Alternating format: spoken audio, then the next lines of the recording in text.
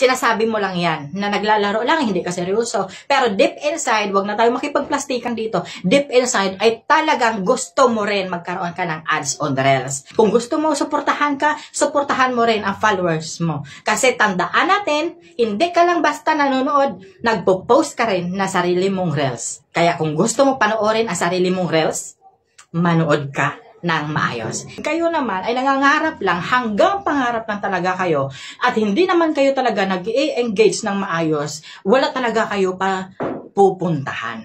Wala kayong paparuunan. Tingnan natin kung paano natin maabot ang ating mga goals dito sa pagre-reels. At higit sa lahat, titingnan natin yan at gagawin din natin ang ating nakakaya na sa paggawa ng content. Mag-engage ka ng maayos para din yan sa iyo.